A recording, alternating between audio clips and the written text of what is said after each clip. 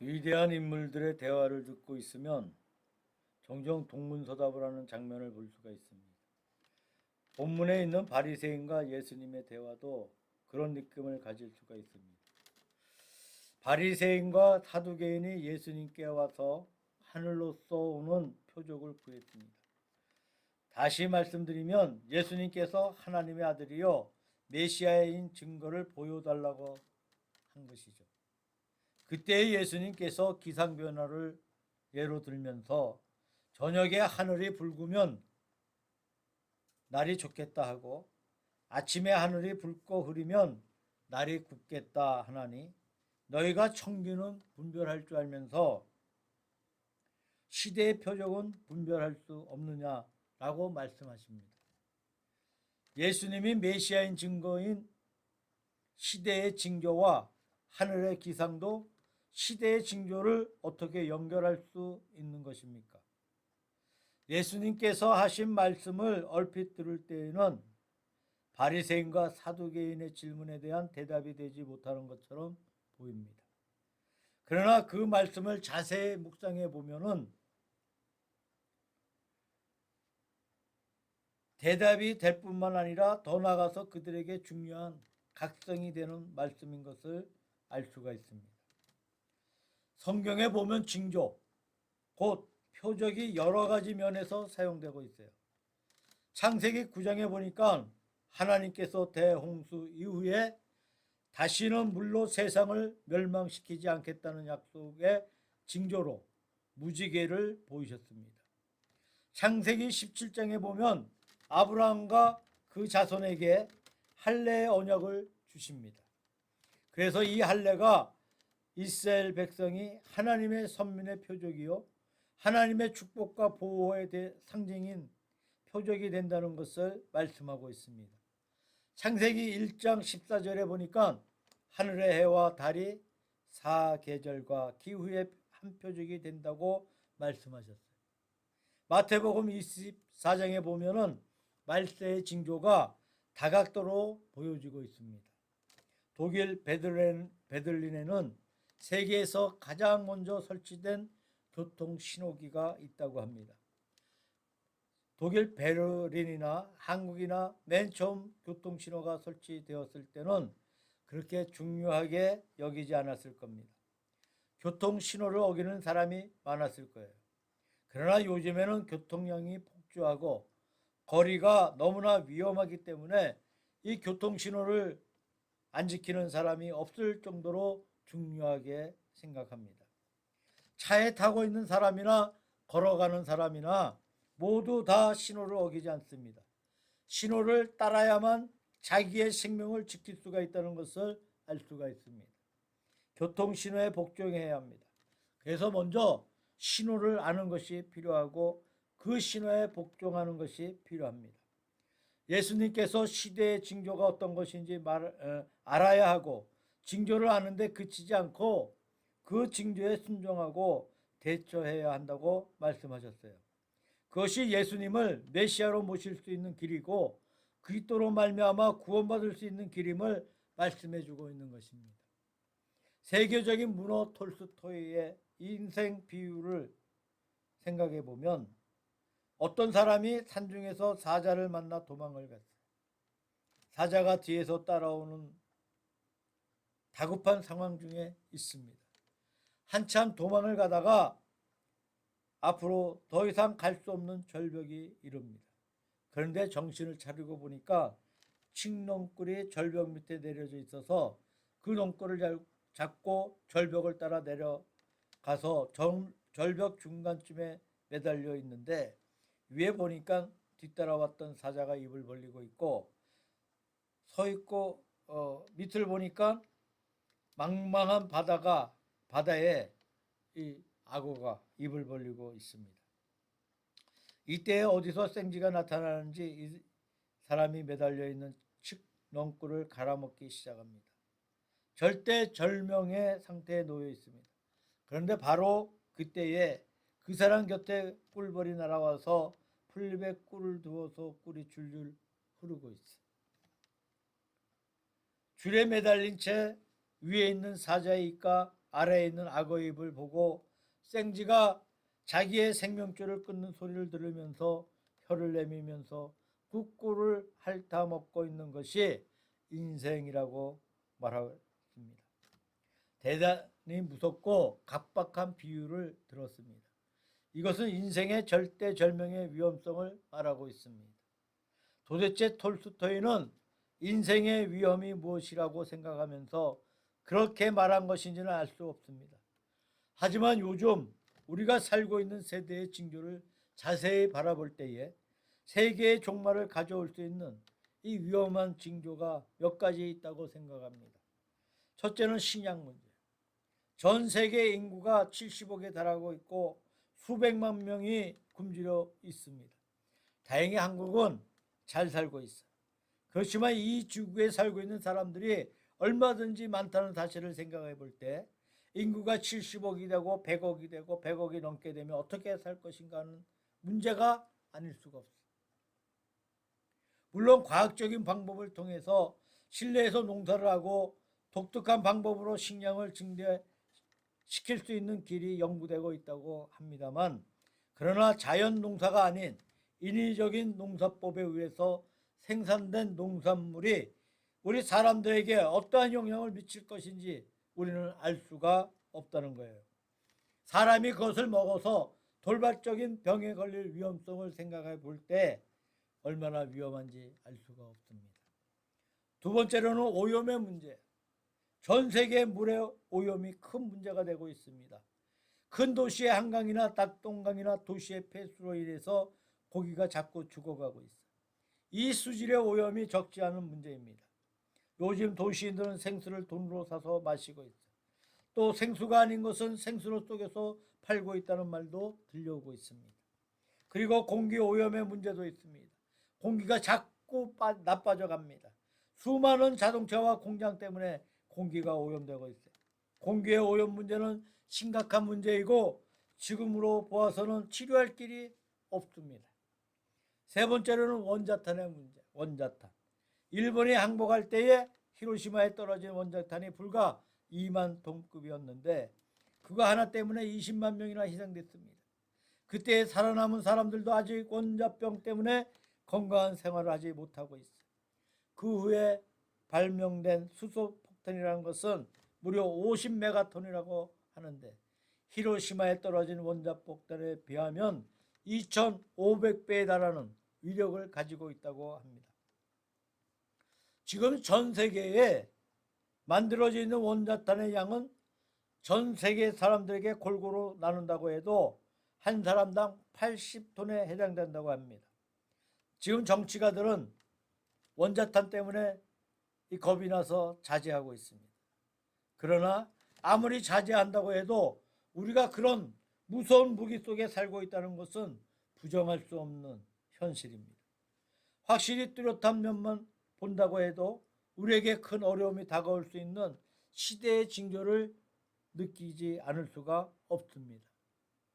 만약 개인의 몸에 이상한 징조가 느껴지면 바로 병원에 가서 종합진단을 받아요. 그리고 진단 결과에 따라 치료를 받습니다. 가령 우리 집안의 한 대학생이 대학 학력고사를 친다고 하면 온 가족의 관심이 거기에 집중돼요. 아버지의 사업이 잘 되지 않는다고 하면 온 신경을 거기에 쓰고 있는 것을 볼 수가 있어요. 이상한 징조가 있으면 우리의 관심이 거기에 가는 겁니다. 만약 우리나라에 전쟁이 났다고 하면 온 국민의 관심이 시국이 그들에게 쏠리게 돼요. 그런데 우리는 시대의 징조에 얼마나 둔감한지 모릅니다. 이렇게 확실하게 위험이 도사리고 있는데 우리는 거기에 대해서 별로 생각하지 않고 살고 있습니다. 어느 날 공자가 제자들과 여행을 하는 중에 목이 말랐어요. 마침 시냇물을 만나 이 시내 이름이 무엇이냐고 물었더니 놀랍게도 시내 이름이 도촌이라고 합니다. 도둑의 시내라는 거예요.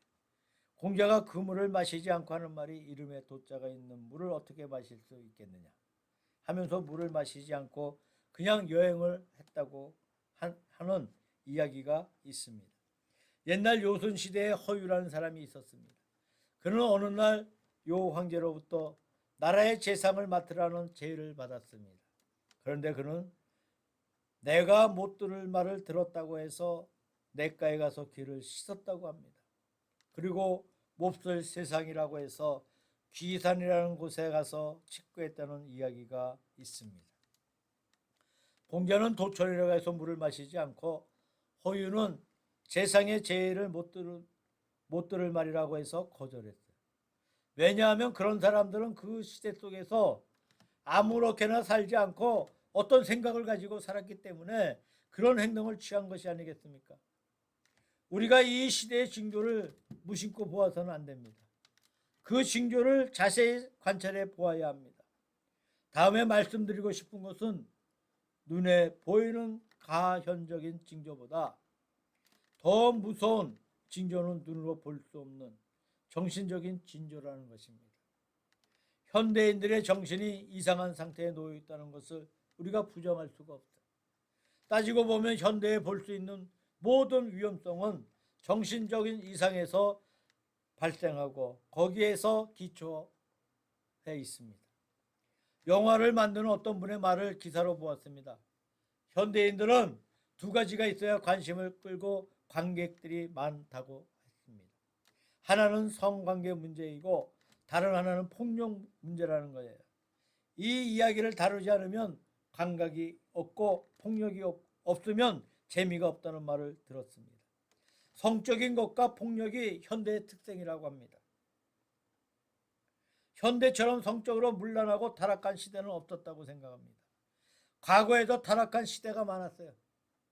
그러나 그것은 어느 지역과 나라의 문제였는데 요즘은 전 세계의 보편적인 문제가 되었습니다. 전 세계가 타락 속에 있는 것을 부정할 수가 없어요. 또 우리는 폭력적인 시대에 살고 있습니다. 사람들은 합리적이고 정당한 법을 통해서 해결하려고 하질 않아요. 폭력으로 어떻게 해보겠다는 생각이 앞서고 있습니다. 이런 폭력이 난무하는 시대가 어디까지 가고 있는 것인지 염려가 됩니다. 세 번째로는 부정의 풍조입니다. 현 세대의 사람들은 무엇인가 부정을 통해서 일확천금을 얻을 수 있는 길을 구하고 있습니다. 부정을 고발하는 공청회가 열리고 신문에 그 부정의 사건이 반복해서 기사화되고 있습니다. 제 마음에 의심이 늘 들고 있는 것은 얼마나 정확하게 심판하고 누가 심판할 것인가 하는 문제죠. 사람은 하나님이 아니기 때문에 아무리 정확하게 심판한다고 해도 도저히 정확하다고 생각할 수가 없습니다. 큰 죄가 누락될 수 있고 작은 죄가 크게 다루어지는 것을 얼마든지 볼 수가 있습니다. 누가 심판자가 될 수 있는 것입니까? 그런 위치에 서 있지 못해서 부정하지 못한 것이지 어떤 위치에 서면 똑같이 부정을 저지를 사람들입니다. 예수님께서 너희 중에 죄 없는 자가 먼저 돌로 치라고 말씀하셨습니다. 그런데 돌을 들어서 칠 수 있는 자가 누구인지 우리가 생각하지 아니할 수 없습니다. 옛날에 아테네의 디오게네스는 백주에 등불을 들고 걸어갔다고 합니다. 그것을 보고 누군가가 아침이 다 되었는데 왜 이렇게 등불을 들고 있습니까? 물었어요. 그러자 디오게네스가 하는 말이 아침이 되었다고 하지만 세상이 캄캄하지 않느냐고 말했다고 합니다. 참으로 오늘의 세대를 바라볼 때에 캄캄한 세대라고 말할 수가 있습니다. 현 시대의 징조의 결정은 불신의 징조예요. 예수님께서 믿음이 없고 패역한 세대여 내가 얼마나 너희를 참으리요 라고 말씀하셨어요. 불신이 얼마나 가득 차 있는지 몰라요. 일본에는 하나님을 믿는 사람이 드물고 하나님을 잘 믿지 않고 있는데 왜 이렇게 잘 살고 있는 것인가 하는 것을 생각해 본 적이 있습니다. 하나님을 믿지 않으니 매를 맞아야 회개할 수 있는데 이렇게 잘 살고 있으니까 회개할 가능성이 없지 않느냐 이렇게 혼자 생각해 보기도 합니다. 일본의 종교가 굉장히 많은데 그 중에서도 천리교가 아주 왕성해요. 어마어마한 시설입니다. 놀라운 건물들을 짓고 놀라운 시설들을 갖추고 두었어요. 천리교에서 교리로 주장하는 것이 뭐냐면 임산부가 아이를 잘 낳게 하고 가정이 잘 살게 하는 것이 천리교의 제일 가는 교리라고 합니다. 그래서 전국의 임산부들이 교육받기 위해서 굉장히 큰 건물을 지었습니다. 그것은 진정한 종교가 아닙니다. 현세에서 잘 살기 위한 것이란 참 신앙이라고 말할 수가 없어요. 일본만이 그런 것이 아닙니다. 전 세계가 불신앙의 풍조에 빠져 살고 있어요. 유럽에 가면 잘 믿던 기독교 나라들이 지금 교회 건물만 남아있어요. 교인들을 떠나간 것을 보게 됩니다. 우리 한국은 하나님의 큰 은혜 가운데 교회가 아직도 대단히 왕성한 가운데 있지만 언제 유럽과 같이 한국의 큰 교회들이 빈 건물로 폐허가 될지 몰라요. 또 관광지로 변할지 모릅니다. 전 세계는 이 불신앙의 풍조에 빠져 살고 있습니다. 무엇 때문에 이렇게 불신앙의 풍조가 강한 것입니까? 첫째로 현대는 너무 바쁜 가운데 있기 때문에 자기 일에 얽매여서 하나님을 찾고 기도하는 시간을 갖지 못하는 것 같습니다. 두 번째로 현대는 물질이 너무 풍부하기 때문에 하나님을 구해야 할 이유를 모르고 있습니다. 세 번째로 현대에는 변화가 너무나 많습니다. 예를 들면 이사를 너무 자주 다녀요. 이런 변화들이 신앙에 큰 방해가 될 수 있어요. 각자 개인마다 신앙에 위협을 받을 문제들이 많이 가지고 있습니다. 이렇게 믿는다는 것이 어려운 것입니다. 불신앙의 풍조가 가득 차 있습니다. 이것이 현 세대의 징조입니다. 성적인 타락과 폭력과 부정에 빠져 있고 불신에 빠져 있는 것이 이 세대의 정신적인 기조입니다.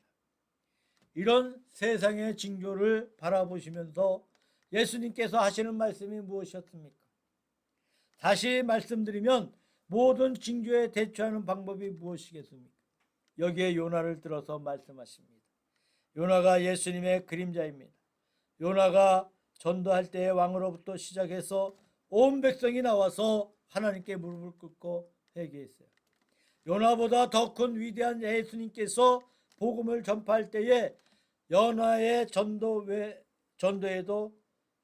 전도에도 회개를 했거늘 왜 예수님의 전도를 듣고 회개하지 않느냐고 책망하십니다. 요나의 전도는 어떤 것이었습니까? 처음에 니느웨로 전도하러 가라니까 그는 도망을 쳤어요.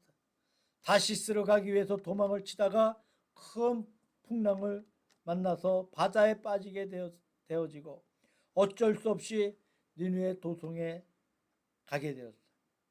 니느웨 백성은 이스라엘 백성의 원수입니다. 요나는 그 백성이 멸망하기를 마음속으로 원하고 있었어요.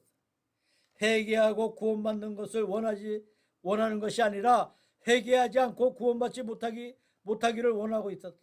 그래서 전도하기를 거부하고 전도하기를 거부를 했습니다. 할 수 없이 다시 가서 전도할 때에 요나의 전도는 저주와 같은 전도였어요. 니느웨는 3일을 가야 다 갈 수 있는 큰 길인데 하루 만에 돌고 치워버렸습니다. 요나의 전도 여행이 뭐예요? 40일 후에 니느웨가 멸망한다는 거예요. 다른 말이 없어. 40일 후에 이 나라가 망한다. 저주만을 말했습니다. 회개해야 한다거나 구원받는 방법을 알려주질 않았어요. 요즘 전도를 해보면 종종 그런 말을 듣습니다. 나는 누구 때문에 예수를 못 믿겠다. 나는 무엇 때문에 예수를 못 믿겠다는 말을 듣게 됩니다. 현대가 아무리 나쁜 조건이라고 해도 요나보다는 나은 조건이라고 생각됩니다. 요나의 전도는 원수에게 한 전도였습니다. 저주의 전도였습니다. 무성의한 전도였습니다. 그럼에도 불구하고 한 사람만 아니라 왕으로부터 시작해서 전 도성의 사람들이 나와서 회개하고 자복하고 구원을 받았어요. 현대의 교회 상황이 아무리 나쁘다고 해도 요나의 상황보다는 낫습니다.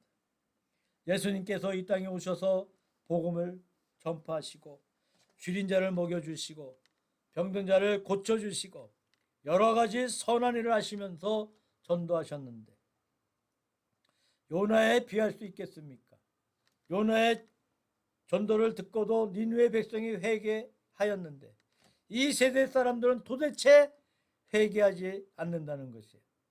그래서 장차 니느웨 백성들이 일어나서 이 세대 사람들을 정죄할 것이라고 예수님께서 말씀하십니다. 다시 말씀드리자면 징조에 대해서 어떻게 반응해야 하겠습니까? 회개입니다.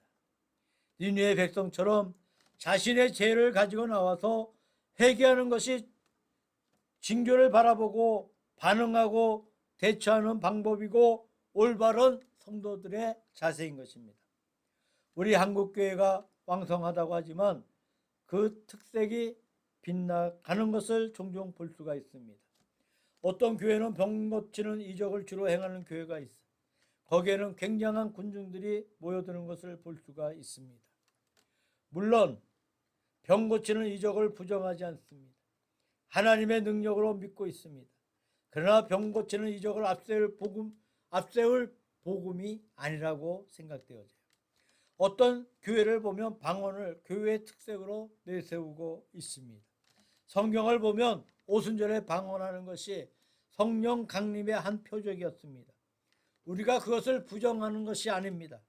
하지만 방언의 교회가 첫째로 앞세워야 할 목표는 아니라고 생각합니다. 어떤 교회에 가보면 철학교회를 한다고 하는데 철학기도회를 한다고 하는데 밤새껏 찬송을 부르는데 물론 찬양하는 것도 좋습니다. 그러나 찬송만 하는 것이 교회가 앞세울 첫째 조건은 아니라고 생각합니다. 우리 신앙이 앞세울 첫째 조건이 무엇이겠습니까? 마가복음 1장 15절 보니까 예수님께서 때가 찼고 하나님 나라가 가까웠으니 회개하고 복음을 믿으라고 말씀하고 있어요. 회개가 복음으로 들어가는 첫 경에 입문입니다. 회개하지 않고는 참된 복음을 올바로 믿을 수가 없습니다. 병 고치는 기적과 방언과 열광적인 참여보다 먼저 회개 운동이 교회 가운데 일어나야 합니다. 참되게 회개하는 사람은 참되고 진실하게 예수님을 믿을 수가 있습니다. 교회에 충성합니다. 교회에 봉사합니다. 하나님 앞에 영광을 돌립니다. 지금 한국교회는 어려운 시대를 맞이했습니다. 특히 회개를 강조하고 회개를 앞세워야 할 때라고 생각합니다. 마태복음 3장 8절에 세례 요한의 말 가운데 그러므로 회개에 합당한 열매를 맺으라고 말씀하셨습니다. 회개는 하나님 앞에 하는 것이지만 사람 앞에서 회개의 열매를 맺어야 하겠습니다. 다시 말해서 회개하는 자세와 행동을 우리 생활 가운데 보여주어야 한다는 거예요. 우리아의 아내를 취하고 우리아를 죽인 큰 범죄를 저지른 이 다윗 왕은 나단의 책망을 듣고 회개하면서 시편 51편을 지었어요. 구절마다 눈물이 흐르는 아름다운 시편입니다. 그러나 제가 보기에는 그것이 위대한 것이 아니에요. 사무엘하 15장과 16장에 보면 다윗이 도피해 가는 것이 보여요. 범죄한 값으로 압살롬의 반란을 만나서 피하여 도망가는 중에 산빌타를 지나고 있었어요. 그때 시므이라는 사람이 산 위에서 다윗을 보고 욕을 하고 저주를 하고 있습니다. 곁에 있던 신하가 분해서 당장 올라가서 목을 잘라오겠다고 뛰어 올라갑니다. 다윗이 그 신하 아비새를 붙들고 말합니다. 올라가지 말라. 오늘날 내 아들이 나를 죽이려고 하는 마당인데 하물며 저 시므이가 나를 저주하는 것이 무엇이 이상하겠느냐. 그대로 두어라. 시므이가 나를 저주하는 것이 아니라 하나님께서 시므이를 통하여 나를 저주하는 것이다. 이 아름다운 장면이 아니겠습니까? 이 분노한 저주 소리에 하나님의 음성을 듣고 있다는 겁니다. 하나님이 나를 저주하신다는 회개의 모습이 위대한 다윗의 신앙을 보여주고 있습니다. 우리가 입으로 회개할 뿐만 아니라 생활로 회개하는 모습을 가져야 한다고 믿습니다. 우리 한국교회가 전체가 회개하는 모습을 보여야 한다고 생각합니다. 이것이 시대의 징조에 대처하고 시대에 응답하는 자세라고 믿어집니다. 미국의 한 도시에 그 도시 주변에 쓰레기를 가져다가 버리는 곳이 있었어요. 후에 쓰레기 버린 것을 잘 꾸며서 운동장과 테니스장과 집도 많이 지어서 아름다운 도시를 만들었어요. 나무도 많이 심었습니다. 그런데 이주한 사람들이 아기를 낳는데 낳은 아기마다 절반 이상이 기형아가 되어버렸어요. 그 도시에서 기형아가 태어나야 할 아무 이유가 없었습니다. 아무리 찾아보아도 원인을 알 수 없었어요. 그러다가 어느 분이 그 도시 밑에 쓰레기장이었다는 사실을 알고 시험을 해보았습니다. 그 다음에 아이가 생기면 그곳에서 다른 곳으로 옮겨서 아이를 태어나게 했어요. 그러니까 기형아가 태어나지 않았습니다. 독소가 올라와서 사람들에게 해를 끼치고 있었던 것입니다.